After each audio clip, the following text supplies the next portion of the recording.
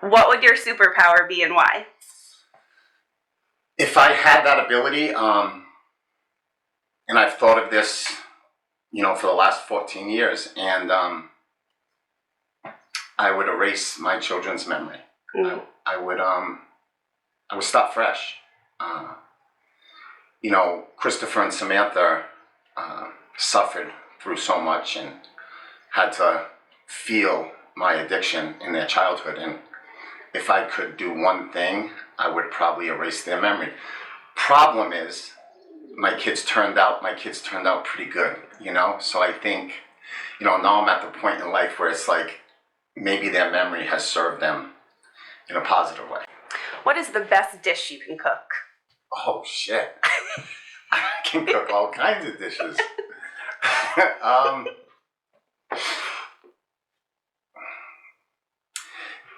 Paellas, little paellas. I love paellas. I'm a big, melting pot, put it all in there. Mm-hmm.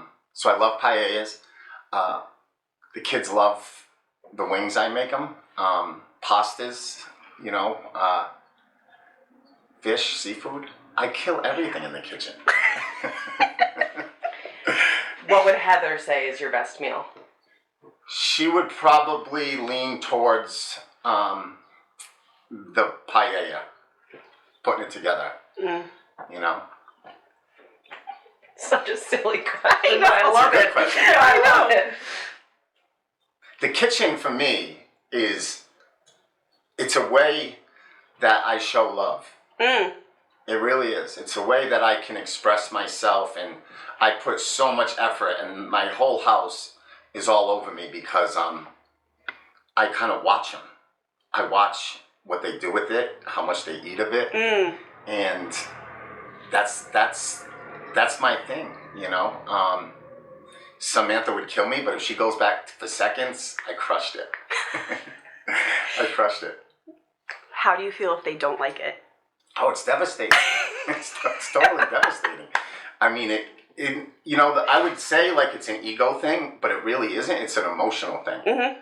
I just love to be in the kitchen and putting together some love, for everyone.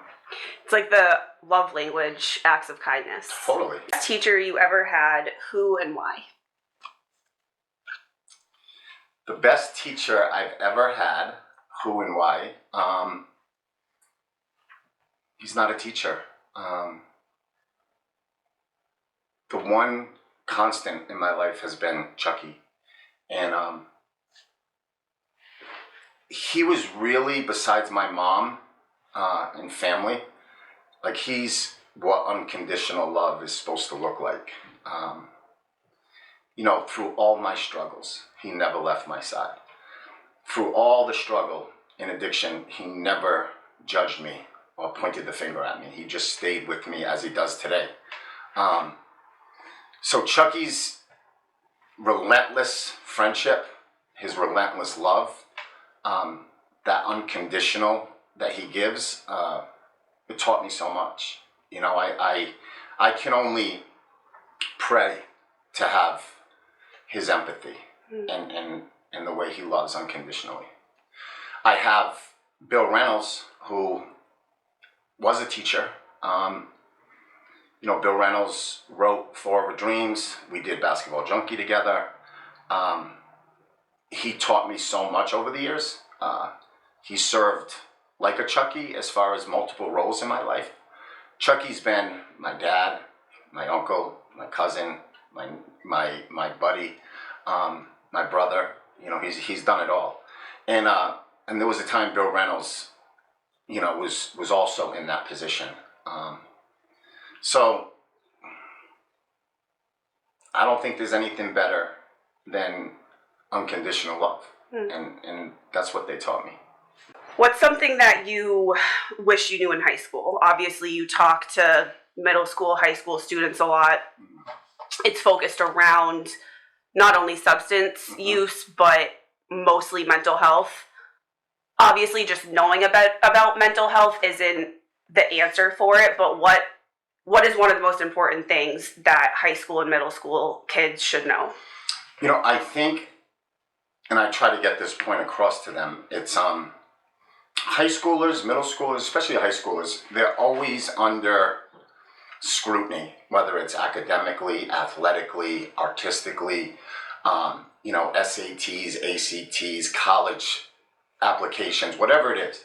And I just think we've done a horrible job at empowering our children and lifting their spirits socially and emotionally. For me personally, I say it all the time that, I struggle with the fact that nobody in my life didn't kind of sit me down and say, Christopher, like, you're really good at basketball. Let's get better at being you. Let's really start working on that aspect of your life. But my life as a teenager was so centric around basketball. Everything was the focus. So if I could go back, I would empower that boy. I would give him the skills, the coping skills to work his way through those difficult years. What is something difficult you've been through in recovery, and how did you get through it? Oh gosh. I've been unbelievably fortunate for the first 10 years, 11 years of my recovery. There was no challenges really, emotionally. I didn't have to work through much in those first years. But opening Herren Wellness and going through COVID was extremely difficult. Because, listen, for me, the focus all the time is who are you helping? And, I'm out there on my own sometimes. And I've heard since day one that I can't put my program into my recovery. So I found myself floating out there a little bit. And I'm not ashamed to say it. I think the year 11 to 14 was by far the toughest years that I've had in recovery. Just recently, like a couple months ago, I got a new home group and had to say that I've been homeless for 2 years now. And instead of them all being like, what have you been doing? Sure. Where have you been? How are you still clean? They asked me to speak at their anniversary meeting the next week and represent the home group. Yeah. And it's just, I think AA and NA, they're built on that. And then Herren Wellness is another extension of that. Totally. It's I have never experienced more people saying that they're struggling, coming back the day after that they relapse and getting their chip and telling everyone. And I think that's because of the environment here. It's very much a safe haven instead of the punishment that you talk about a lot in other treatment centers. It's if someone relapses, they can't wait to come back here and tell everyone, because it's just a huge relief and this is their place. Sure, yes. Totally. I'm conflicted, right? There's so many things about Alcoholics Anonymous that I love, but there's a couple of things that I worry about. I think the length of sobriety, I think the focus on a specific date, a specific year, I think that can be hurtful. I think a lot of people, they ignore the struggle that's coming because either they know how long of sobriety they have and they can get through it, or when they struggle, they have a tough time coming back to it. For me, like I said, I was out there. I was way out there a little bit, where it's tough to swim, there's no bottom to touch, there's no sides to grab. And I was out there, and thankfully I have people that, will grab me, and sadly I sound kind of, I love when people ask me. I love when people include me to recovery and not say, well, he's all right, he's doing A, B, and C. What is a piece of advice that you would give someone new to recovery?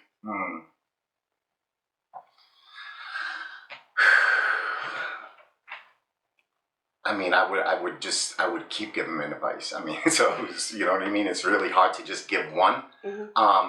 But I think who you align yourself with in the beginning Mm. is absolutely critical.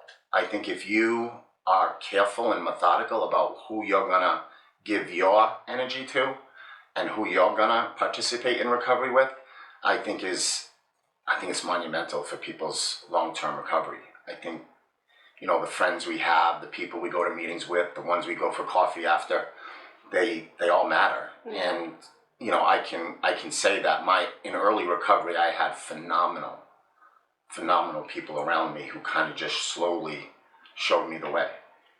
So I think friends, I think your partner's in recovery, but I also think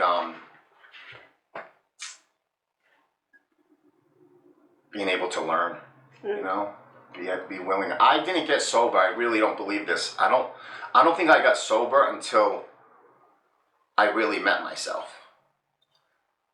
I had to kind of introduce myself to me. I had to get to a point where I was brutally honest with who I am and what I've become. And once I met me, and once I got to that space,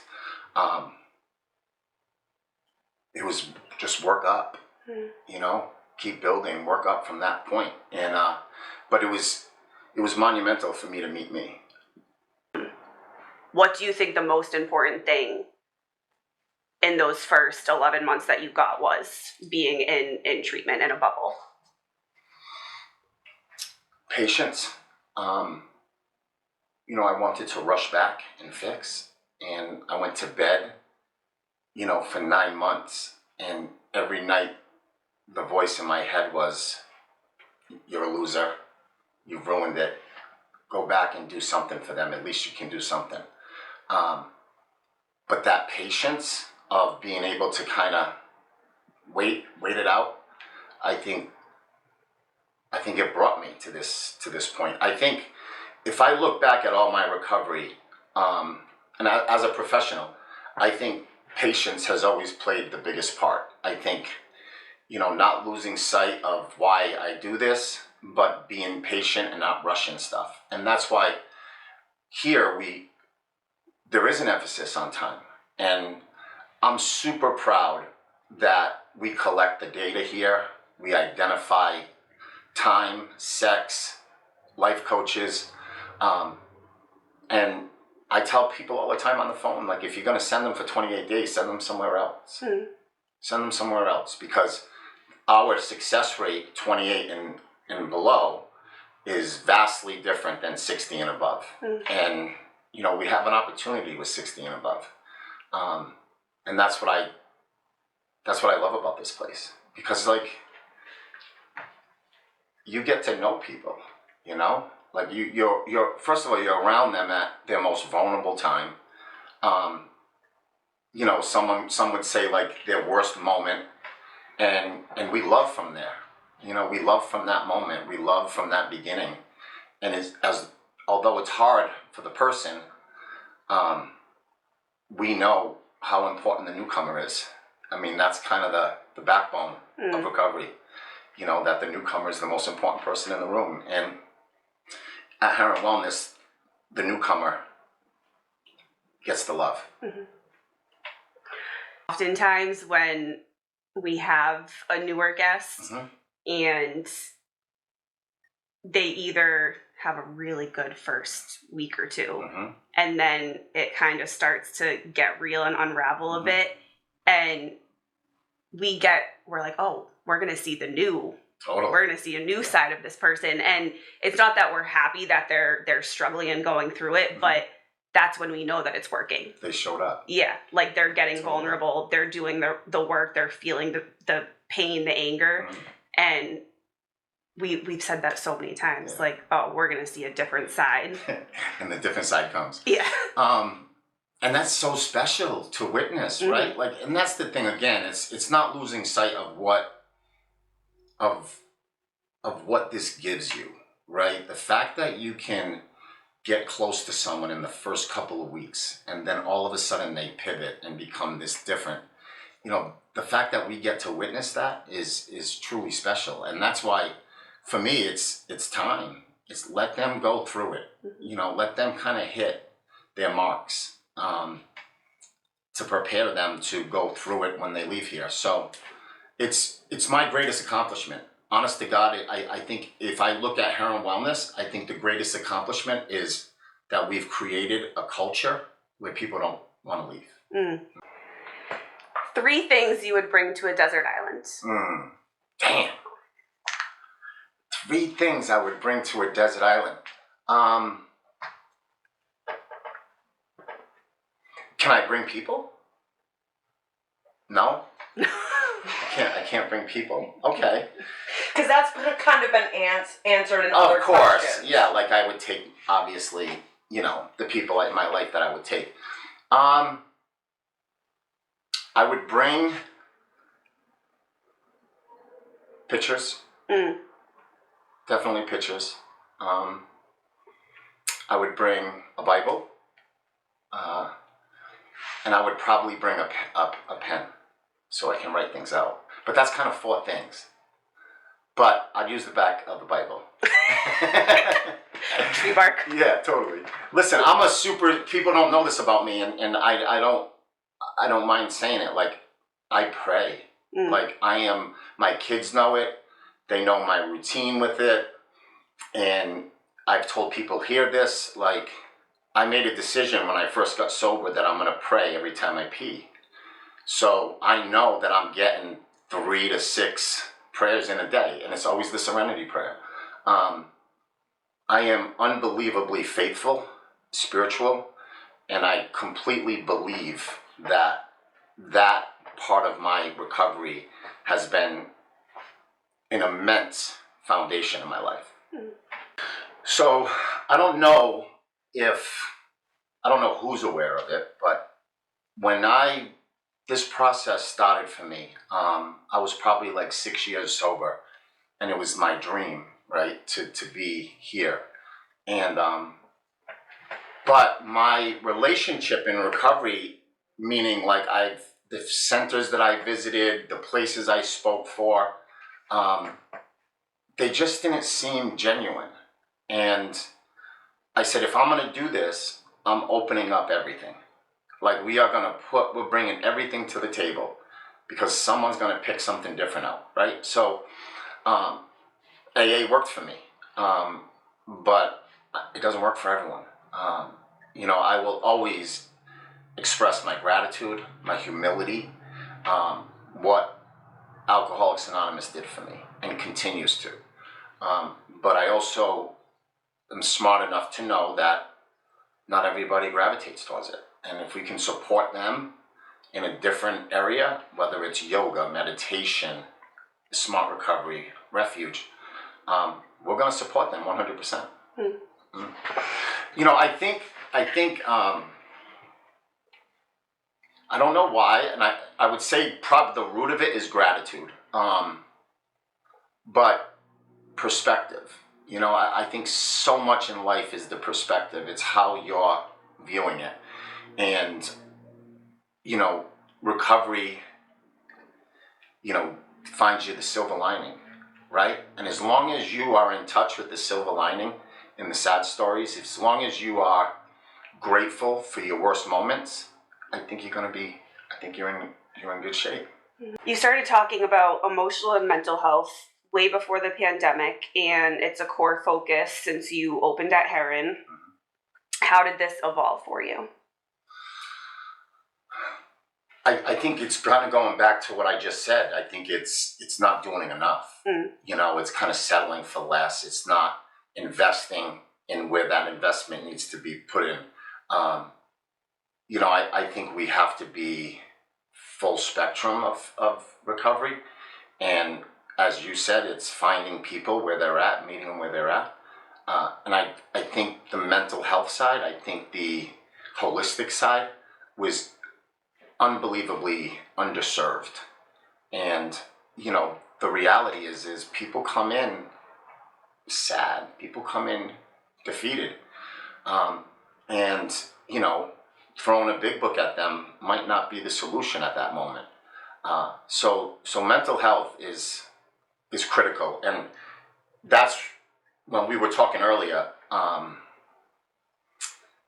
year 11 to 14 is where my mental health was challenged, where, my self-care and management of my recovery was challenged. And I think for a lot of people, that's where this all starts. I mean, that's, I was just with a group yesterday, and the girl kept telling me, like, trauma is the gateway drug.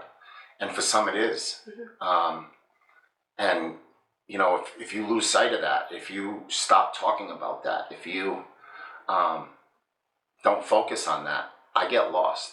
So, being here and what we do here and the support we give around all areas of life, it's the belief that I had when I built this. And I would close it if we went away from it.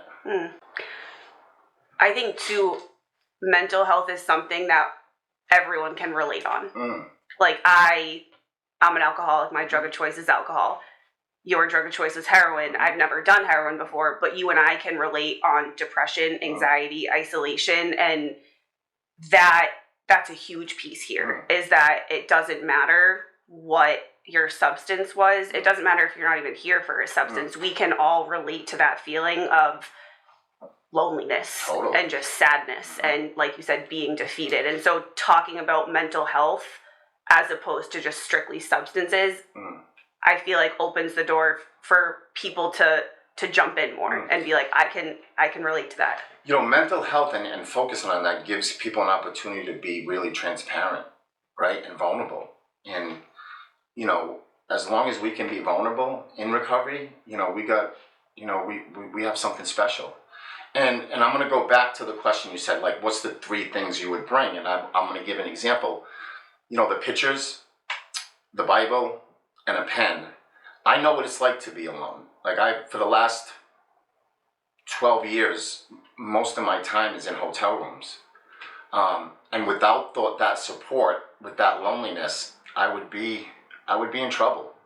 I can bring myself, but if I'm not writing things out and I'm not praying, and I'm not recognizing and the people I love in pictures, I probably wouldn't stay on the island.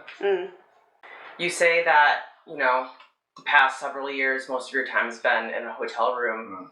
Do you ever get sick of it? Totally. So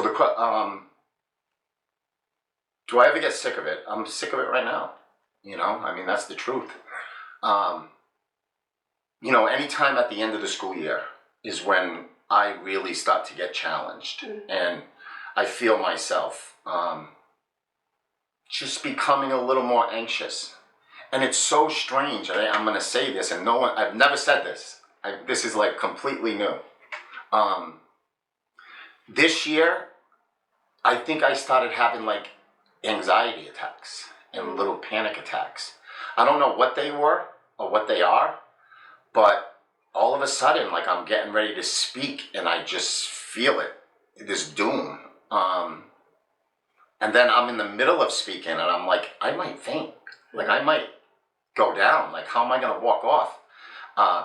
And I spoke for the first 11 years without that. And all of a sudden, this kind of found its way into my story. And again, like, obviously I'm out there with it because you're the first one to hear it, and it was challenging. It was really challenging. And I would chalk that up sometimes to just tired. 200 events a year can be exhausting. And hotel rooms is sad. So, at this point in my life, I think I have a couple of more years left of it. And I would rather, to be honest with you, pass it to someone younger. Let someone younger go into schools and talk. But I have so many moments in my recovery that I have to be grateful for. Herren Project has helped so many. Herren Wellness.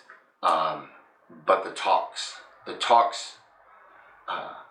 there's been such tangible results coming out of those talks with children that, I'm super, super proud of. Never I never thought it. You know, like I started speaking on Dunkin' Donuts gift cards. You know, Kathleen Sullivan, a health teacher at Barrington High School, said that she would pick me up because I didn't have a license, and she would pay me a Dunkin' Donuts gift card. And that's how my speaking career began. And it was never intentional, never planned on it. But I've worked hard at it. I've worked hard to be a voice where kids can relate. And for years, I went out there and I told them my story. And, you know, it's really hard for kids to relate to that story. So when I pivoted and started talking about the first day and the emotion behind it, that's when kids started to feel it. I remember my niece, she's 14, and you had met her like 3-4 years ago. And so now they're starting to have health class and all that, and they watched, I think, Unguarded, or I can't remember which one they watched. Probably. But she was like, I know Chris Herren, I've met him before. Listen, Unguarded, you know, and again, it's something that I was in such a bubble, somewhat hazy, foggy in that bubble early, that when I filmed Unguarded, I just thought it was going to be like a one and done. I, honest to God, never once said this is going to be shown in health classes, it's going to be shown on college campuses, treatment centers. Never once did I think that. I had none of that intent when I went in to film that this was gonna sustain, you know, for this long. And it's been challenging, right? Because what people don't see is the personal side to this, where, you know, there's been time my kids are like, please, I'm so sick of Unguarded. You know, I'm so sick of talking about Unguarded. You know, I was on the plane, a Delta flight, and 2 people down from me on the window seat was watching Unguarded, and I'm sitting right there, you know. So I'm super proud of where it landed, you know, in that recovery community, in early recovery, but also the fact that health teachers all across the country show it. So, you know, for me, when I'm good, when I'm clicking, I'm calling. But I'm very well aware of the fact that I will put that phone away. Like, I'm not answering that phone call. You know, I'm just going to lay here for a little while longer. I'm going to sit in this room. So I can easily revert back to that. My foundation, the work I put in early, has not allowed me to stay in that state, in that, you know, in that zone for very long. But that's the comfort zone. The sweet spot is, you know, latch over the door in the room by yourself, for me, right? And when I say sweet, I mean it's painful, right? But that's where I kind of get comfortable in that chaos. But I was trained early on to make phone calls, and once I really established that in my recovery, I have not let go of that. Is talking too much about this stuff a thing? Sometimes I feel like my own gumption, I don't have it anymore. Like, I rely too much on others. Is that a thing? I think, especially early in my recovery, I relied on everybody. I was leaning into every person I possibly could because I was so fearful that if I didn't, I'd lose it. You know, as I've grown in my recovery, a lot, you know, there's been plenty of stuff that I just kind of handle within and follow the principles and the traditions and the steps, but self-regulate and self-manage. But again, it's a fine line, right? It's a really fine line of you taking your will or not giving it over. And I would rather give my will over than take it back, right? So the more I give, I'm good with that because I'm healthier. I'm healthier when I'm giving it rather than holding on to it. What is your favorite time of the day and why? This is so corny, right? I love all day. I swear to God, I do. I said this when I first got sober. Like, I love every bit of it. Like, I mean, am I a good morning person? Not really. I'm great at night. I'm super good at night. But I kind of love all day. I mean, sobriety, for as challenging as it can be sometimes, how can you not love all day from where we've come from? Mm-hmm. Just the torture on a daily basis I put myself through, and all of a sudden I pulled that out of my life. Like, it's just special, right? So I love all day. I'm better at night, and but I wake up in the morning. Mm-hmm. A book or movie you have read or seen recently you would recommend, and why?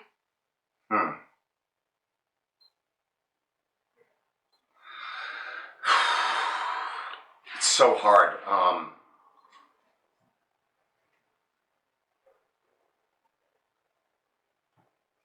Beautiful Life, like Cinema Paradiso, like those old foreign films, really impacted me. I'm a huge documentary person. I'm like a sponge. I just want to learn. I want to like get to know people. So I'm constantly watching documentaries. My father, I grew up with a movie called Cool Hand Luke, and you know, my dad would make me sit in the living room and watch that movie with him every time it was on. So I'm very familiar with Cool Hand Luke. But I'm soft, like drama. Like I can't do comedy. I can't do horror. I can't do action. Like I'm like super soft. So anything drama. Lifetime? Yeah, no, not that type of drama. Do you ever, in like when I see you in news articles and stuff, it's always former NBA player, Sure. Chris Herren. Mm-hmm. Does that ever bother you in terms of, I guess what I'm getting at is like, would you rather that portion go away and you just to be known for what like you're doing here, or do they have to come hand in hand? I think the reason why they have to go hand in hand is that the NBA gave me a platform, right? Take NBA out of my life and I'm not doing what I do today. So I'm extremely fortunate. And again, it's back to gratitude. Like, I found gratitude for all the work I did as a child. You know, when it was so difficult and I was so resentful to my parents and I was so upset, if I didn't go through that, then I wouldn't be here. So it was finding gratitude. And I'm embarrassed by the NBA, right? Like, it's an embarrassment to me. Like, I was in it for 2 years. Like, it's short. There was nothing to it. I cannot look at any pictures of myself as a Boston Celtic because I was so incredibly sick when I was a Celtic. My life, I was a tortured soul as an NBA basketball player. And, but if you walk into my house, like, you come to my home, you will not find one thing in my home that references basketball. Like, I don't have jerseys, I don't have pictures. If you walk around my house enough, you'll know recovery is part of it. So I'll say this: the Celtics,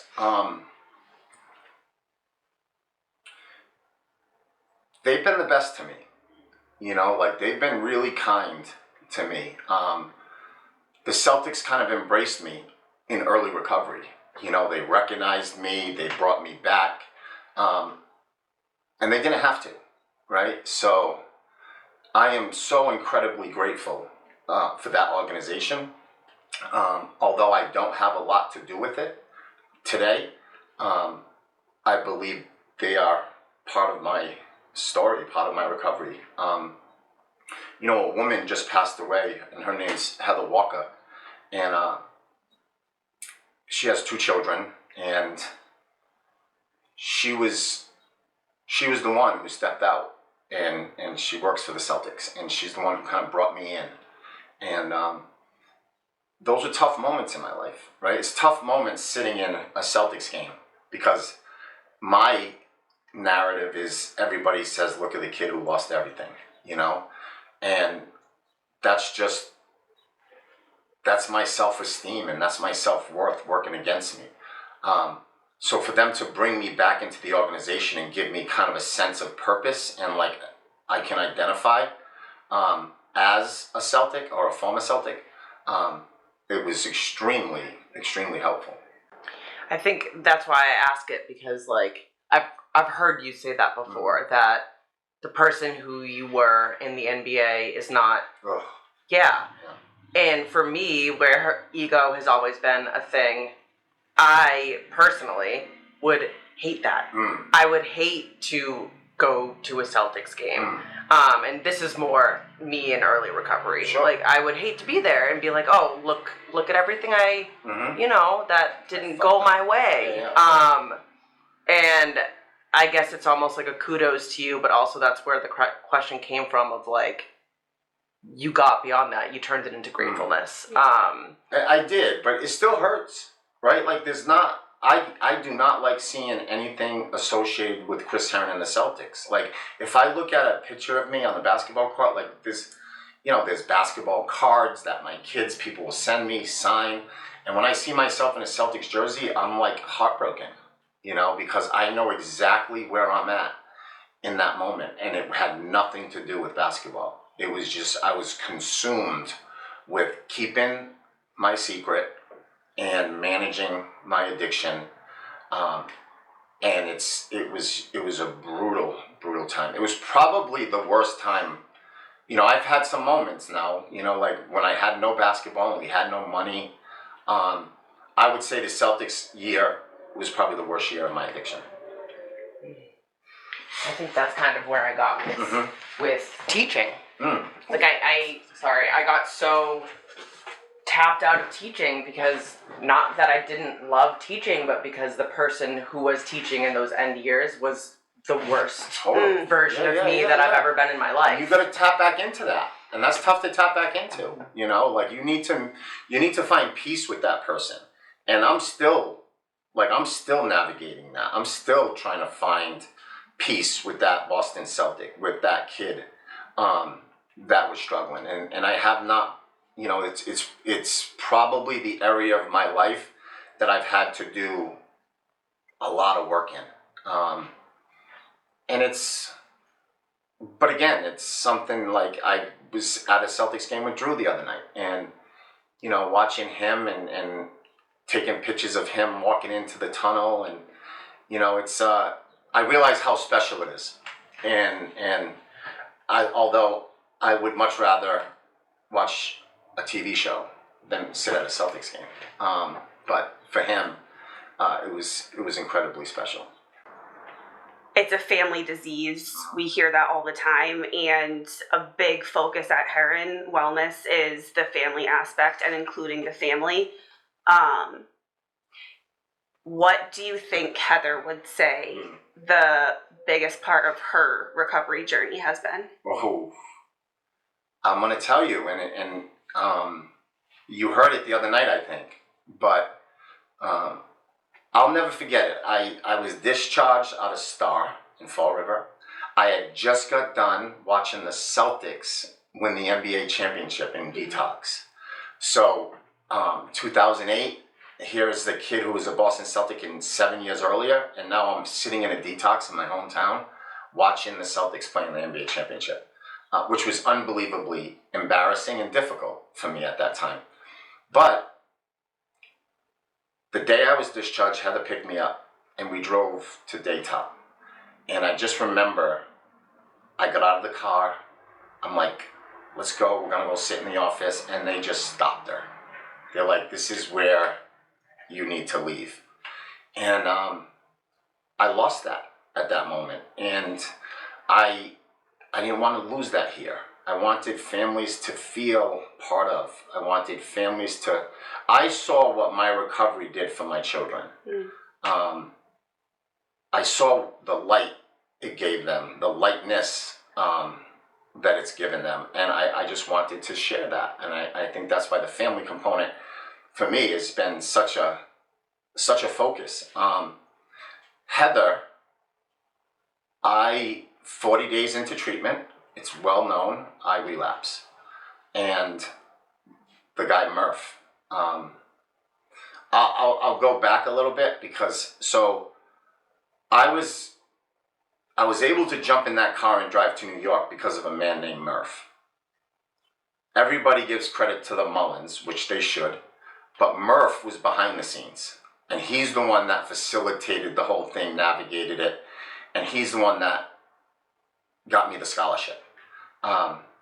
So when I went to Daytop, there was a man named Murph I'd never met before. And but I knew he was the reason I was there. And he would check in with me. He'd call once in a while and we'd talk recovery. But then I relapsed. And Murph went away in my life. So I was now back at Daytop. Murph's not calling. He stopped calling me to call Heather. And all those phone calls that he had with Heather when I relapsed and went back, I would say that saved our marriage. And I think Heather would say the same thing. Murph, he saved us. And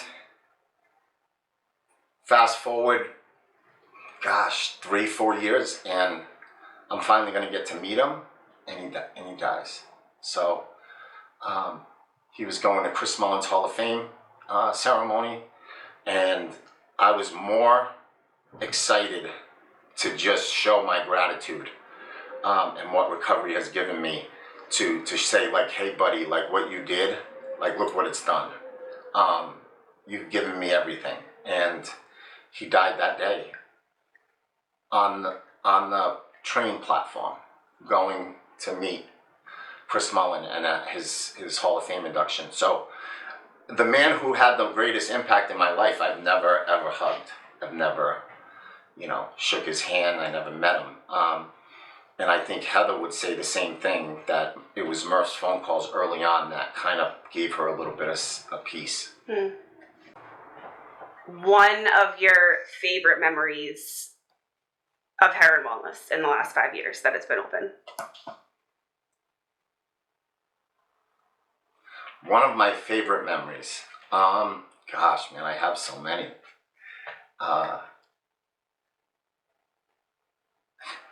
Okay, because I don't want to bring other guests into this. My favorite memory, personally, was my 10-year. My children were there. It was super emotional. We all cried.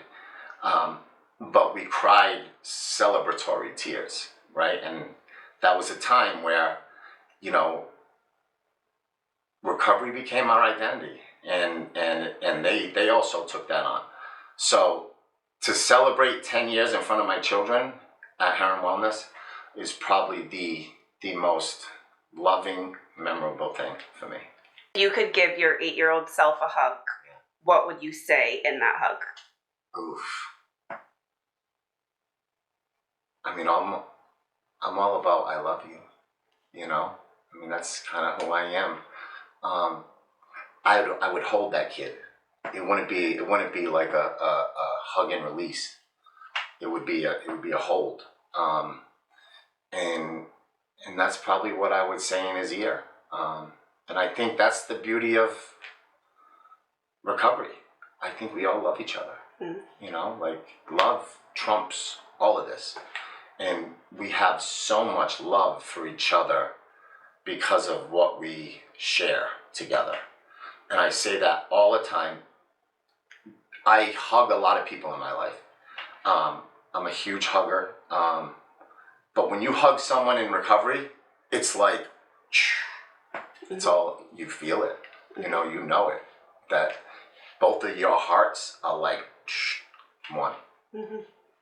3 things you're grateful for right now in this moment. Perspective, right? It's allowing me to to really think, go back. You, Molly, right? Like I'm grateful for what's here, and this is special. You know, like this is like big time for me. Again, I know that I could call either one of you at any time, and I know that you would have me. And not many people ever get that in life. So it's what I'm looking at. It's what I'm grateful for. Cool. That's a wrap. Cut. That was good.